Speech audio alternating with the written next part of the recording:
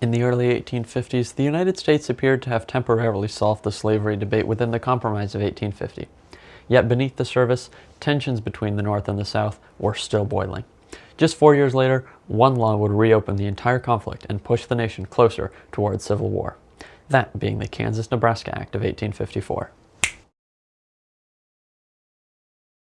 By the early 1850s, the United States had acquired vast western territories through the Mexican-American War.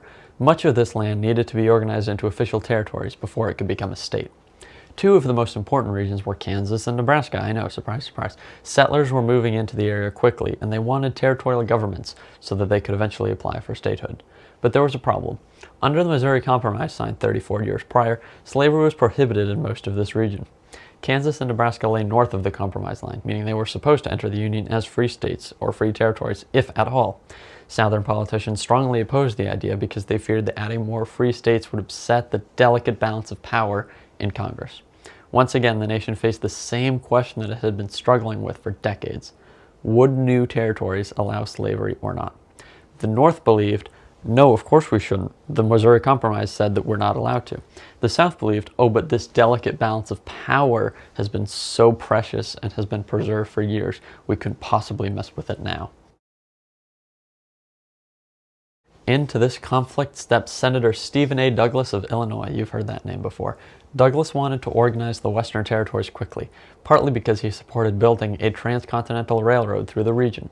But to gain Southern support, he needed a compromise. His solution was a new bill that would create two new territories, Kansas and Nebraska, but remove the Missouri Compromise's restriction on slavery. Instead, Douglas proposed something called popular sovereignty. This meant that settlers living in each territory would vote to decide whether slavery would be allowed or not. Douglas believed that this approach would remove the issue from Congress and let democracy settle the debate locally.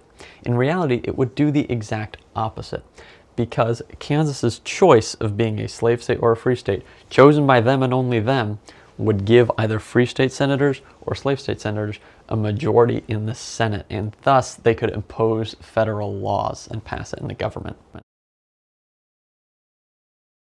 But ultimately, the act passes. In 1854, Congress debated Douglas's proposal fiercely. Northern politicians were furious because the bill effectively repealed the Missouri Compromise, which had kept slavery out of much of the West for over 30 years. Many Northerners saw the act as betrayal. Southern leaders, however, supported it because it opened the possibility that slavery could expand into new territories. After months of heated debate, the bill finally passed. President Franklin Pierce signed the Kansas-Nebraska Act into law in 1854.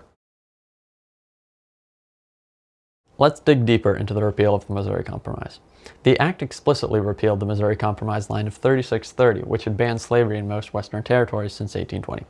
This mattered because it broke a 30-year political agreement between the North and the South. How many of those do you think you were going to find back then?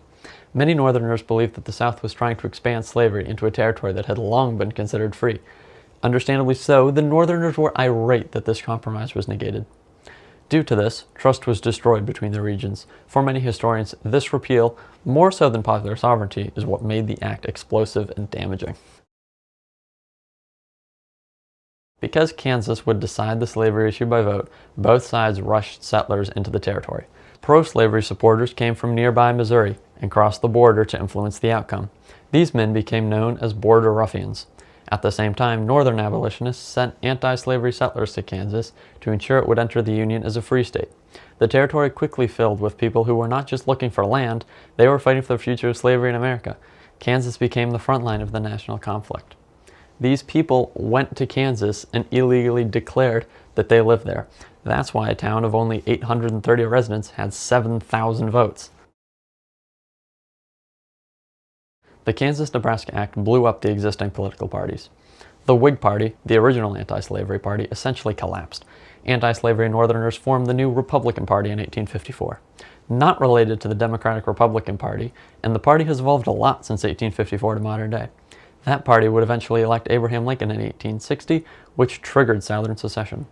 So the act didn't just cause violence, it reshaped American politics.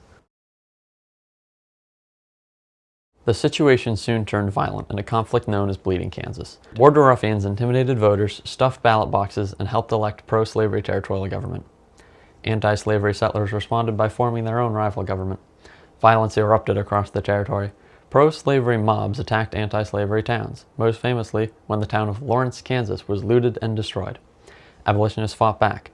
Radical anti-slavery activist John Brown led a group of followers in a brutal retaliatory attack known as the Potawatomi Massacre.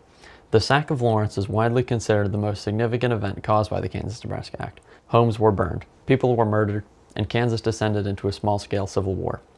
By the late 1850s, hundreds had died in the struggle. Quick anecdote, I chose the Kansas-Nebraska Act to be the topic for my research essay for history this year. And the reason I did that is because it previewed the Civil War, and Bleeding Kansas did exactly that. Pro-slavery and anti-slavery people fighting each other. That's exactly what happened in the Civil War, and we saw it here in Kansas.